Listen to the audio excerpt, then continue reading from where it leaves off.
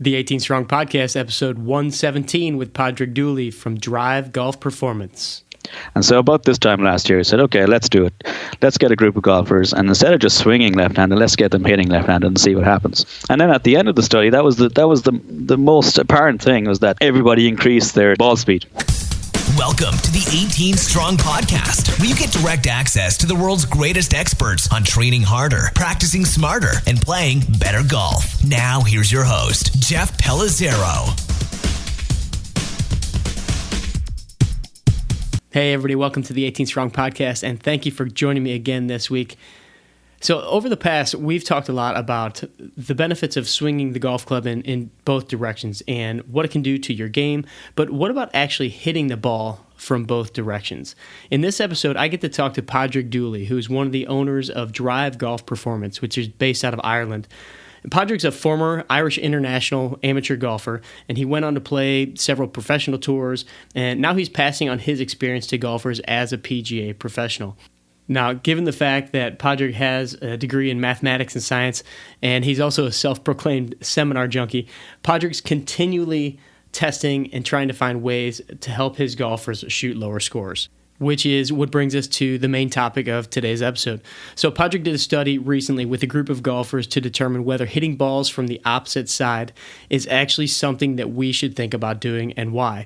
And I think you're going to agree after today that you just may want to give this a shot. We also had a chance to talk of a few other things, both related and unrelated to this main topic. One of those being the big break theory, which is a theory kind of developed by Greg Rose and Tom House, that some of the greatest athletes in the world have played or done some sort of sport, both right-handed and left-handed. You look at a guy like Jordan Spieth or Phil Mickelson, they throw with one hand, they golf the other way, and some of the other greatest sports figures in history, like a Brett Hull, or you look at some of the football players, you know, the guys that are the cornerbacks that are running backwards most of the time trying to cover the wide receiver. Those are usually some of the fastest guys. So the big break theory and why swinging from the opposite side or hitting from the opposite side could, in fact, improve some of those factors. We also talk about what actually happens in the body when you're swinging from the opposite side. What is it doing to your brain? What is it doing to the body in order to balance things out and create some of these changes? Then we kind of shift gears a little bit and we talk about golf in Ireland. And if you're looking to set up a trip, who you should contact and, you know, some of the places that you might go to. And then I also persuaded Padraig to share one of his many entertaining stories from his playing days, which just might include an elephant and a couple of bodies in the trunk of his car. So I'm going to let Padraig explain that one. And one last thing before we jump into the episode, I'm very excited to announce that we have now set up a nutrition shop on 18 Strong. So if you go to 18strong.com, you'll see in the top on the navigation bar, you'll see the nutrition shop. And we put this together because we've talked a lot over the last several episodes, especially the one with Allie Gilbert and Dr. Murphy, when we talked about testing blood and you know, nutrition and supplements and some of the different companies that you can actually trust their products and what they're using. So we've teamed up with a company by the name of Designs for Health. This is a company that I personally have been using for years, have used it here in our local performance center as well as with a lot of clients, and it's the stuff that my family uses. And so we've set up a way, basically an online shopping cart where you can get any one of their products, which covers the entire gamut. Multivitamins, fish oils, vitamin D, zinc, all the stuff that we've been talking about, as well as some performance-related things like protein powders and branched-chain amino acids. They've got just about everything that you need in there. And we just want to give an option. We know how much stuff is out there in the supplement world, and there's such an array of quality, high and low quality, and it's tough to differentiate what's good, what's bad. So we wanted to give you an option that you knew that you could trust. I'll even put on the show notes page for this episode a short little video that I found on the background of Designs for Health and the science behind their company and kind of why we chose them and why we've been using them for years. And also you can get 20% off of your first order just by using the code FIRST20. That's FIRST, the number 20, FIRST20. And just put that in the coupon code area, and you'll get 20% off when you go sign up in the nutrition shop. All right, let's go ahead and dive in with our guest of the week, Padraig Dooley from Drive Golf Performance. Padraig Dooley, welcome to the 18 Strong Podcast. Thanks for coming on, man. Oh, thanks very much, Jeff. It's great to be on. Yeah. Looking forward to it immensely. Absolutely. I know that we got a chance to meet briefly at the World Golf Fitness Summit, but didn't get a chance to talk much. And we've connected a little bit over the past year or so, just in regards to some different things that you have going on and things that are going on here at the show. And so I wanted to finally get you on. And if you could, let's give the 18 Strong listeners a little background on you. I know you played at a very high level. You're an instructor, and you've got a lot of things going on, but give us your superhero story, if you will. Just a quick recap. I mean, I did mathematics and statistics in college.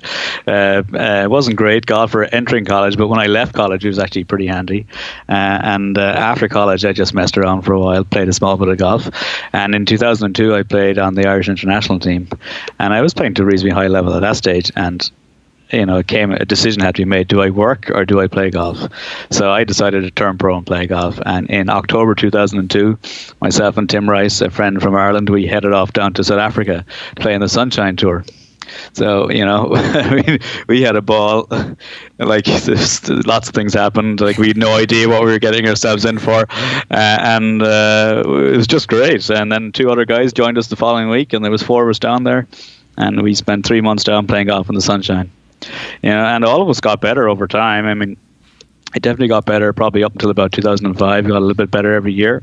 After that, it started getting slightly worse. And then, obviously, when you get slightly worse, money starts to run out and you need to find something else to do. So come 2008, it wasn't going to happen. So I decided to take a different route and headed down. Mainly, I decided to find out what I could have done better, how I could have improved. And by doing that, then I'm able to help others improve as well, too. Sure. To find out what I would have done. So since then, I did my PGA here in Britain and Ireland, and have attended a lot of seminars over the past 7 or 8 years, and I just like learning, just like finding out the new stuff, see how you can help anybody really, and just to figure out. I mean, it's funny, like my degree in mathematics led me kind of along the route of looking for problems and finding solutions to the problems. So, it's unusual. You think that a degree in mathematics wouldn't help golfers, but it really does, because it just trains you how to look for problems and how to solve them. It was great. So That's what I'm currently doing, finding solutions to problems. I love it. You mentioned in an email back and forth that you're a bit of a seminar junkie these days, and absolutely. I think that's one of the signs of a great coach, or someone who's aspiring to be the best in whatever they're doing, is someone who's continually learning. And I found that time and time again with some of the guests that I've interviewed, and just some of the most successful people that I've read about or learned about, is constantly on that mission of finding new and better ways, or not necessarily new, but tried and true ways, and how they can implement that better. Do you have anybody that you would say has been a major influence on you, first of all as a player, and then maybe also now more so as a coach, as you're a coach? Well, early on, there was a couple of gentlemen. One gentleman based in California, his name was Bob Bell, and I met him on my first trip to the US, which was October 1999. And he introduced me to Mark Evershed, a Canadian instructor. So I spent a bit of time working with Mark, and I found Mark very interesting to work with. Like, he's a great guy, and it's just fabulous. So that was Bob Bell, and he introduced me to a few more places. I've got a lot of friends in San Francisco as a result now of Bob's introduction. And then there was a gentleman in Cork Golf Club here in Ireland called Jack Fives. He was just an absolute gentleman. And it was just the way he dealt with people. It was just always great to be around him. So they had a bit of influence on me. Bob more so on my golf, Jack more so on how he interacted with people. And since then, I mean, Bob also gave me a book, Fred Shoemaker's book. So that was always interesting to read. So kind of going along that route. And now Fred used to work at a club called the Valley Club in Santa Barbara. I know the pro there very well, called Scott Pailua. So he's a great guy to hang around as well too. And further south, if we head down to Oceanside, and then we got Dave Phillips and Greg Rose. And they're just great guys. I mean, I just love spending time with Dave and Greg. Always. I mean, I don't know how many seminars I've attended in Oceanside at this stage, but lots and lots and lots. And a number of them, a number of times, but every time there's always something else to be picked up. just going there and see how they deal with people and whatnot. So yeah, they're been a big influence on me. Yeah, there's so many different people in the world of golf and fitness and performance, and I think once you start to go and interact with some of those people, becoming a seminar junkie is kind of the natural path, because you see what happens when you're around people like that and how much you learn, and can go and learn from other people and get involved and get in these circles of different individuals that are doing things at the highest of level and being able to learn. Can you give us a little idea of what you guys do over there at Drive Golf Performance in Ireland, and some of the players maybe you're working with, or what you have going on over there? Okay, well, there's a couple of different aspects to Drive Golf Performance. One is the club fitting side and the club repair side. So that's a big element of the business here. So we do a lot of work on that, fitting and repairs. My brother then, he looks after golf travel. So he's got a company called Concierge Golf, and he organises inbound trips into Ireland to play all the great courses: Ballybunion, Lahinch, Waterville, Tralee, Portmarnock, Royal County Down, Royal Port, Rush, you name it. So they all come in, he organises that. And then both of us instruct. So, he gives lessons here. I give lessons here as well too. We've got a second base in Glasson in Athlone, which is in the middle of the country, and Colm Moriarty, he looks after that base for us. So he teaches up there as well too. So it's mainly what we do. And my goal is just to get people to play better golf. It's simple as that. Enjoy golf more, play better golf, and whatever it takes. Let's figure out the quickest way for them to play better golf. So we look at. So sometimes it's instruction, sometimes it could be short game, it could be putting, could be they need a new driver, whatever it might be. And also it could be just a different approach to how they play. Just look for the fun in the game as opposed to looking for the bad all the time. So that's also a big element in what we do as well too. That's a theme that I had noticed when I was going through some of your website, and obviously then with the Golf Concierge stuff, bringing in the experience and bringing in the fun part of it. And I like how you just said, don't always focus on the bad stuff, because that seems like it's typically how golf lessons go. It's like, let me watch you hit a ball, let me tell you what you're doing wrong, instead of how can we make this more fun, how can we appreciate what's going on. So what are some ways that you guys do that in your instruction and really bring in that experiential side and the fun part of it? Oh, well, I mean, Fred Shoemaker does the great thing, the club throw. And I really enjoy that. You're getting people just to throw the club down the range. You got maybe half a dozen old battered 6 and 7 irons, and just get them to throw. See how they can release the club. See, introduce a bit of element of freedom, more freedom into the swing, less fear, and the whole lot. That's definitely one thing that I would do a lot anyway.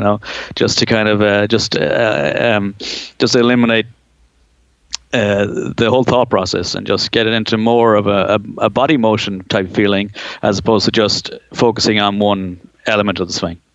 So for sure, that will be one thing. And then with the kids, just play games with the kids all the time.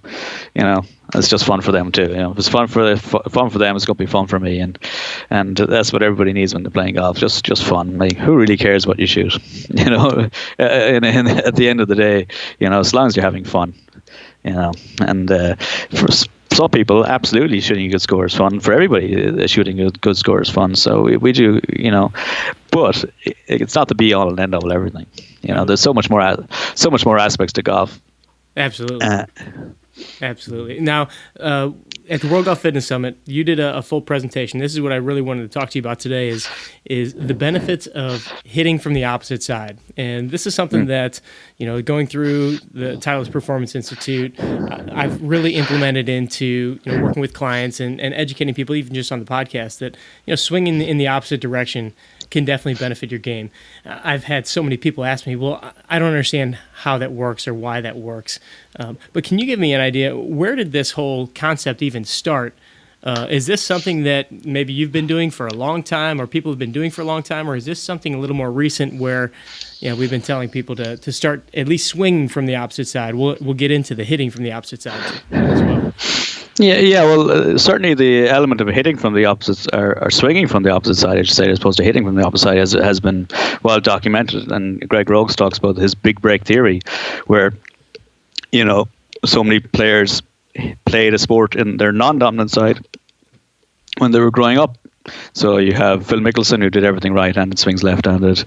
Jamie Sadlowski played badminton left-handed, swings right-handed. All the Canadian hockey players, the slap shot is left-handed, play right-handed.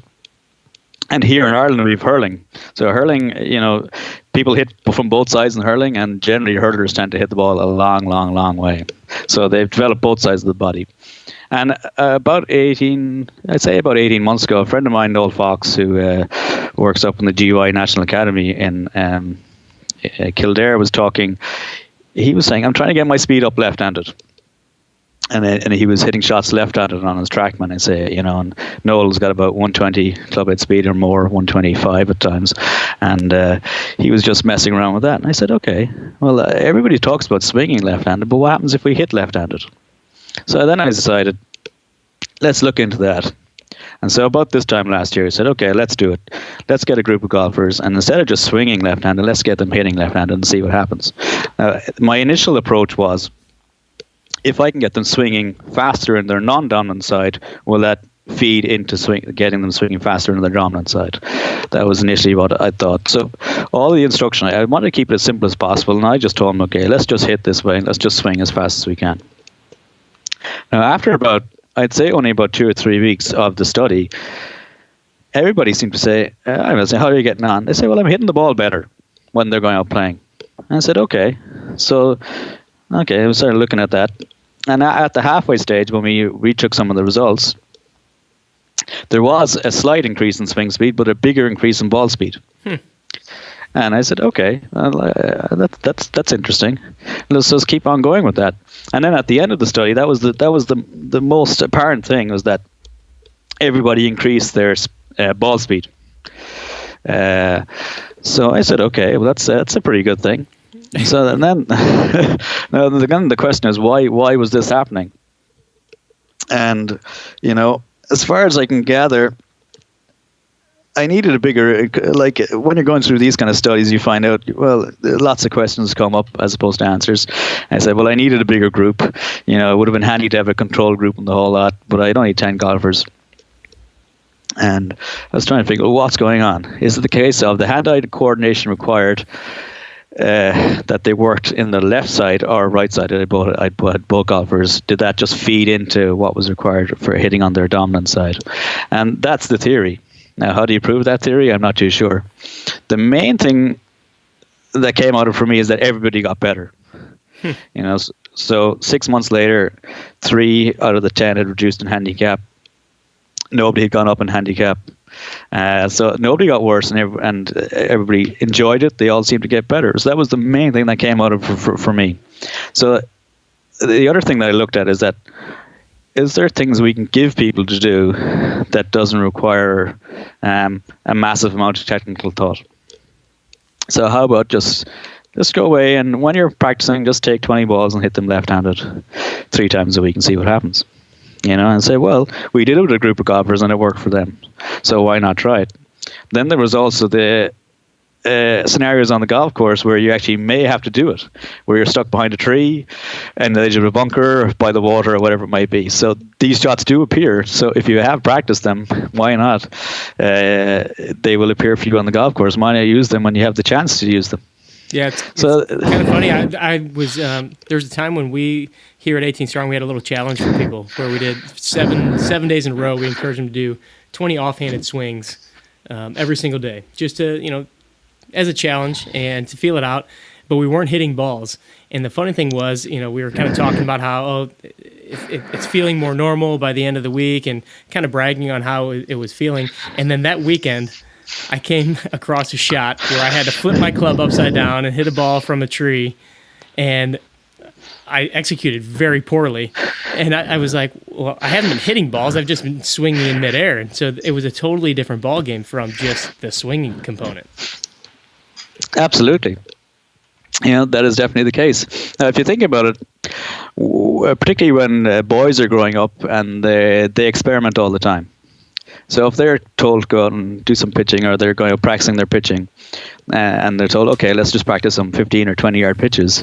So they'd come along, they'd hit 3 or 4 with their sandwich, and all of a sudden they get bored. I would think that it would be a similar thing where if you mess around, I won't say mess around, but experiment with different swing styles, that you will learn your best swing style quicker. Do you notice that you mentioned that boys will do that? Is it different for girls? Do they tend to stick a little bit more with the instructions given? I think so, yeah. And that's another theory as to maybe why that the guys on the PGA Tour have slightly better short games than the girls on the LPGA, because of the more variety that you'll see coming from the guys. And that's just a theory. I'm not too sure how you can prove that or anything like that, but I think the stats tend to back up that the guys have slightly better short games than the girls. Gotcha. With the study, so you mentioned you had 10 guys, and how often were they hitting opposite hand, and then how long did you do this for? It was 2 months, so twice a week, 25 balls twice a week. And we recorded the swing speed and ball speed at the start, and again after 4 months, and then finally again after 4 weeks, and then finally again after 8 weeks. So it was pretty good, and it was just something to do in the wintertime, because there's stuff going on and whatnot. Last winter was a bit of a disaster because we were due to start the study at the start of December. It just started raining, and it actually rained for the whole month of December. so I just cancelled it, and we start again in January. And thankfully enough, January and February the days were pretty okay. So did you have did everybody that start the study complete the study, or did you have anybody that dropped out or didn't end up doing the whole thing? 10 completed the study, and I think I probably would have had 4 who came for the initial assessment but didn't come again. So yeah, that's always an issue when you're doing studies, to get people to continue onwards. Again, possibly if it was in the summertime, it might have been easier to do it. The days are a bit better and the whole lot, but with the bad weather early on, it just seemed to just discourage 1 or 2 people, which I totally can understand. It's when it's wet and cold, it's not a good combination. It's okay, but if it's cold only, it's all right, but when it's wet and cold, it's just a bad combination. Yeah, that's for sure. Now, you mentioned that you think a big component of this was increasing the hand-eye coordination. What are some of the other benefits for the swinging opposite ways? We mentioned the big break theory. Why do we believe that this works as far as improving, maybe swing speed, improving contact? What are some of the other reasonings behind this? Well, sometimes, if you walk around and you go to, a senior amateur event and you look at guys, you'll see a lot of right-handed golfers, and their right side is lower than their left side. So we have asymmetries in their swing, in their body. And if you're, swinging the same way all the time, the asymmetries are going to be there, and that definitely could lead to injury, amongst other things. So by swinging the opposite way, we're going to get a much more symmetrical body. That's definitely one of the big benefits as well to injury prevention, and that's what I would see. Just getting that more symmetrical body instead of having that right shoulder low and that left shoulder high, and everything. I'd say even it's funny. I saw Lance Gill yesterday on Instagram posing a question about the reverse videos in cars, because people are not turning around anymore to look behind. He said, is that affecting their backswing because of their cervical rotations? Yeah, interesting. So it certainly is the case too when it comes to, if you're swinging one side only, you will have asymmetries in the body. Yeah, as far as, just from my perspective as a medical professional and working in the fitness side, and because we swing so many times the one way, so just mobility and movement patterns, but then also there's the idea of the whole deceleration factor of the golf club too. I know Greg and Dave talk about this a lot, that you can only really accelerate your swing or your rotation in one direction, as well as you can also decelerate some of your body parts. And so for people to kind of understand that, if I'm rotating through as a right-handed golfer, at some point my left leg has to stop me from rotating, otherwise I'll just spin out of control. And if I can't control that deceleration, then I can't control that acceleration. So by swinging the opposite way, it's almost like we get used to that speed but in a different direction, and that seems to help as well. And I'm sure you've seen that with some of your players, just control and balance and body positions. Yes, that's true as well. Now one of the interesting things in the study was that there was no correlation between how much you increased your speed on the non-dominant side to the dominant side, which I was hoping there would be, but there wasn't. So there was one or two golfers who did not increase their swing speed in their non-dominant side, but increased it in their dominant side. And one golfer in particular who increased his swing immensely in his non-dominant side, but had no real influence on his dominant side. The guy who had increased his swing the most actually increased it both in his non-dominant side as his dominant side. So I think it just kind of maybe untapped a speed feature in him, or he just something, a light bulb lit on. He just figured out how to swing the club faster all of a sudden. Did you find any guys where you watch them swing both ways and you're like, ooh, maybe you should switch sides? Well, there definitely was one or two who could play golf comfortably on the opposite side, without a doubt. There was a couple of hurlers who had no issues at all, both swinging left and right sided. And one or two guys as well too. I would have been pretty comfortable that he could have went out. I had one left-handed golfer, and I told him his goal for the year was that at some stage during the summer he was playing 3 right-handed guys, and he would go over and take a 6-iron out of their bag and hit it onto a par 3. Say, oh yeah, these clubs are nice. That'd be great. I actually have a professional hockey player a retired professional hockey player, played years ago in the 80s and played hockey left-handed, held the stick left-handed, but he grew up golfing right-handed, and I think as the story goes, because those are the clubs that they had at the house. And so when you watch him swing, he's not nearly as fluid on swinging right-handed, which is the way that he always plays. And we'll have him do some offhanded swings with the super speed golf clubs, and you watch him swing left-handed, and it's amazing how much more fluid his body looks and how much more just freedom of movement he seems to have. But for whatever reason, when he started growing up playing, he just grabbed those right-handed clubs and started playing. But I'm trying to convince him that if he maybe changed sides, because he's got some banged up injuries and things like that from hockey too that limit him as well. But it'd be cool to see somebody take that and switch that has that opposite-handed swing that actually looks a little bit better and a little bit more free. Have you ever met anyone that has switched sides or that has actually played both ways? Yes, there's a famous golfing family here in Cork called the Higginses. Currently, David Higgins would be the best known. He played on the European Tour for quite a number of years. So his father, Liam, he was the head pro in Waterville, just recently retired, and he originally came from Cork. So his older brother, Ted, was the head pro in Ballybunion, and they had another brother called Donal, who's here in Cork. Donal started golf right-handed, and he got to 5 handicap right-handed, and he switched to left-handed, and he got to 4 handicap left-handed. Oh my gosh. So Donal did switch sides. And successfully as well too. And his left-handed swing is pretty good as well, I must say. Left-handed swing is very good. So so he switched, and he's one guy that I do know that did that. And there's a great story about Mac O'Grady as well too, who wanted to enter the 4-ball both right-handed and left-handed. So, and I did see footage of Bryson DeChambeau earlier in the year hitting shots left-handed as well too. Really? I've seen Ricky Fowler hit left-handed. He does a pretty good job there. I saw him pull out some of Phil's clubs one day and hit a couple balls. Looked pretty solid. Yeah, I think VJ might do it as well too. Does VJ hit shots left-handed? I don't know. I know he hits some pitch shots cross-handed, but I don't know if he hits. He may hit from the opposite side as well. Yeah. And there's another golfer here in Cork as well too, Tom Cleary, really good golfer. He can switch his club around and hit it 150 yards with a 7-iron left-handed if needed.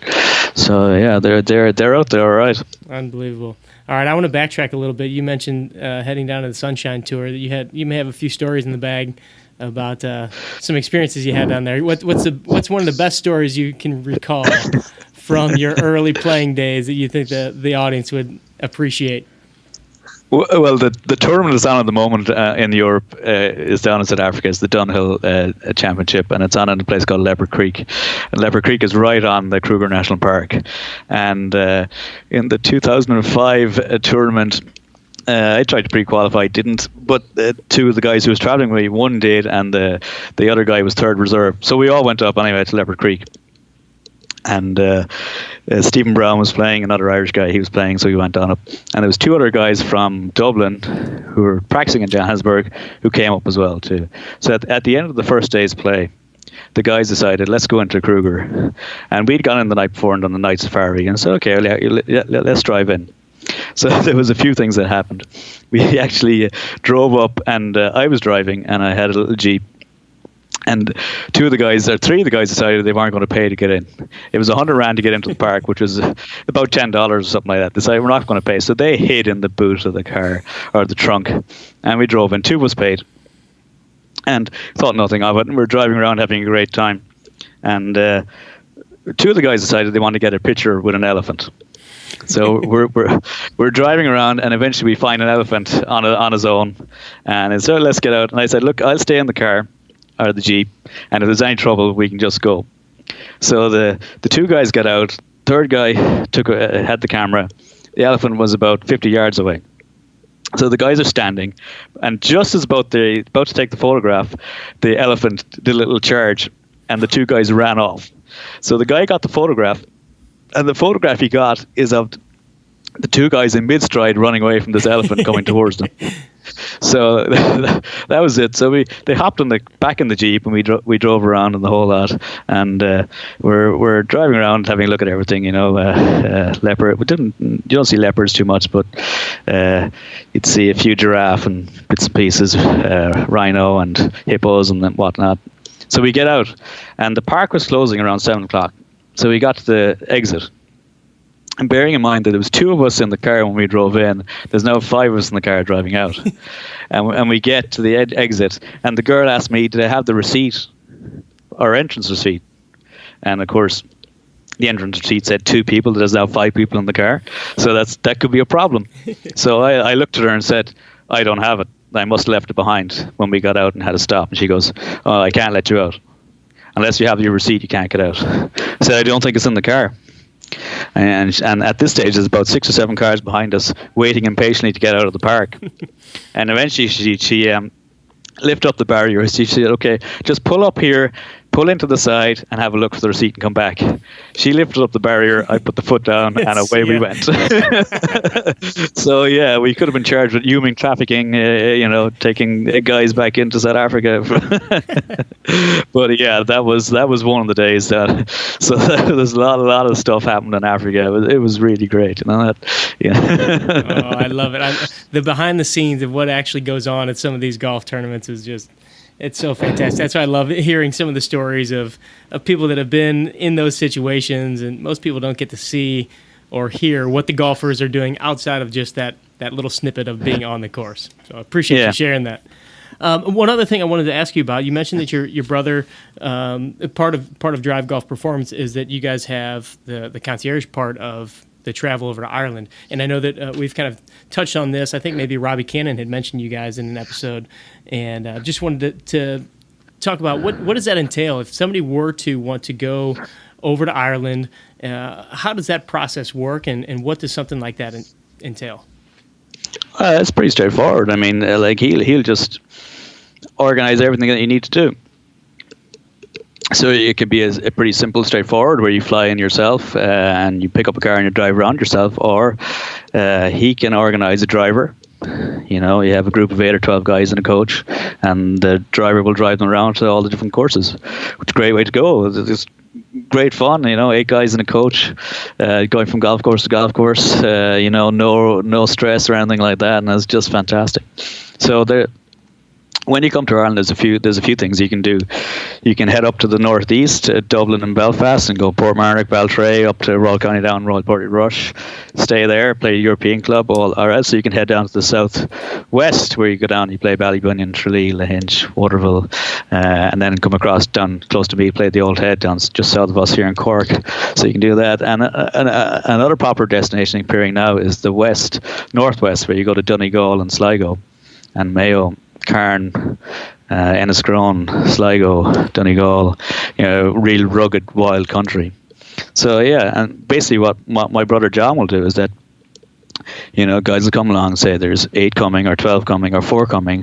What can you do? And he puts the whole itinerary together, where they're going to play, what times they're going to play at, where they're going to stay, and everything they need to know. So yeah, it's just fantastic. And it's like there's been so much inbound travel into Ireland. It's grown so much in the past 4 or 5 years. The biggest issue this year was actually getting tee times. Really? It was so busy that if you didn't book early enough, you weren't going to get times in Royal County Down or Old Head or Portmarnock. Just so busy. It's just a great thing. It's just a great experience, though, I must say. It's just such a fantastic thing to do, to come in here and play 8 or 10 rounds in a couple of weeks. It'll just be so great. Yeah, I've had a couple clients that have gone over and had a great time and went to, I think they spent maybe a week over there. And I've had people ask, if they're going over there, what should they play? And I'm like, I don't know. I've never been over there, but I now know a guy who does know how to get something set up. So hopefully, maybe if anybody has any of those inquiries, we'll put the contact for that in the show notes here so they can get in touch with you guys and your brother and maybe get some trips going over there. I think that'd be awesome. All right, Padraig, I have a couple questions that I like to ask everybody before the show ends. Sure. First and foremost, I got to ask you, Happy Gilmore or Caddyshack? I have to say I'd definitely be much more of a Bill Murray fan than an Adam Sandler fan, so I'd have to say Caddyshack. Gotcha. Very nice. If you could pick anyone in the world to play golf with, 18 holes, past person, present, future, doesn't have to be somebody in the world of golf, could be anyone, who would it be, where would you play, and why would you pick that person? I've actually been thinking about this. I think I'd pick Arnold Palmer. It's such an unfortunate that he passed away. But I think it would just be so great to play with Arnold, just to see how he interacts with people. He just seemed to make everybody so happy and just make him feel like the most important person in the world at that given time. And it would just be great to just go around and watch Arnie do his thing. I think it'd be fantastic. And where we'd play, definitely Cypress Point, without a doubt. Oh yeah, without a doubt, Cypress Point. Have you played there before? Yeah, I've played there a number of times, and it's just fantastic. What can I say? That's what I've heard. Yeah, it's just fantastic. That's what I've heard. All right, my friend. With everything that you guys are doing at Drive Golf Performance, what would you say is your mission there? And moving forward, as we're getting ready to launch into 2017, where do you see things going for you? Okay, well, again, my main mission is to help people shoot lower scores. That's all I'm interested in. So they can play better golf, shoot lower scores, have more fun. This winter, what we're doing, I'm going to do a push-up study this winter. So I'm going to get golfers to come along and do 20 push-ups 3 times a week for 2 months and see what happens. Just again, something nice and simple. Hope all the golfers I think that have signed up so far are golfers that don't work out. And 20 push-ups is an easy enough thing to do. We can modify the push-up if needs be, but and let's see what happens. Will there be an increase in clubhead speed over the course of 2 months? Will there be an increase in ball speed? It'll just be interesting to find out. So again, something nice and simple, not too complicated. Because I think if you come along and you give something relatively simple to somebody and they see good results from it, then they can take the next step and then maybe do a bit more work and do a bit investigate further themselves. So that's the current plan for this winter, starting in the next couple of weeks. Do you have any hypotheses for the study? Well, you would hope that increasing your push strength would lead to and increasing your upper body strength would lead to more clubhead speed. You really would, that really should happen, shouldn't it? Yeah. What would be interesting is even maybe follow-ups on that is maybe having different groups do different exercises. Like maybe one group does squats, one group does pull-ups or rows, and one does deadlifts. That'd be an interesting take on that too. Absolutely. I know that myself and Robbie Cannon discussed at one stage about maybe if we taught people how to sprint and got people out to sprint, just train people into sprinting and see how that would feed into their clubhead speed. And I think that definitely would, but that's obviously way more complicated than teaching a push-up to somebody, sprint mechanics and the whole lot. But I think that would be That'd be very beneficial. And I think particularly for maybe elite golfers earlier on in their career. Yeah, it'd be quite an element to their training if you just showed them how to sprint a bit better and had them sprinting all the time. I think you're absolutely right. Sometimes we neglect just that explosive performance, and we get so ingrained in the strength training side of it or the flexibility side, we sometimes lose just that bit of explosive side outside of like the Olympic lifting or things like that. But I know Robbie talks about it a lot, how important teaching somebody just sprinting or doing some running with his players, how much that's helped. So very cool stuff. Well, Padraig, I want to thank you for taking the time today or this evening, I should say, to spend some time with us here on the 18 Strong podcast. Where can people find out more about you guys and kind of follow what you're doing? Okay, well, we have our Twitter. Twitter is at 0-300golf. Facebook.com/drivegolfperformance. The blog is 0-300 golf blog. We do a lot of fun stuff on that, and also our website, drivegolfperformance.com. And then John's website is conciergegolf.ie. So you can find all our stuff on everything under the sun. Perfect. We'll have all that stuff linked up in the show notes and make sure that everybody knows where they can find you so they can come and follow along. Once again, thank you for coming on the show. It really was a pleasure, and I'm looking forward to hearing about these future studies that you have cooking in your head. Thanks very much, Jeff. I really appreciate it. You got it. All right. Thank you again for joining me on episode number 117 of the 18 Strong podcast with Padraig Dooley. If you want any more information on Padraig, or you want to look up Drive Golf Performance or get in touch with the guys about heading over to Ireland for a golf trip, just go to 18strong.com. You can search for Padraig, Padraig, or just look up episode number 117. And lastly, don't forget that we have the new nutrition shop set up through Designs for Health on 18strong.com, where you can basically fulfill all of your nutritional supplement needs. Just go to 18strong.com, look in the top navigation bar. You'll see the nutrition shop where you can check out their complete array of products, everything from multivitamins to fish oils to D3, everything you need. And don't forget to use your code FIRST20 to get 20% off of your first order. All right, time to sign out for this week. I'll catch up with you with another great guest on episode 118 of the 18 Strong podcast. Train hard, practice smart, and play better golf. Thanks for listening to the 18 Strong podcast at www.18strong.com. And remember, train hard, practice smart, and play better golf.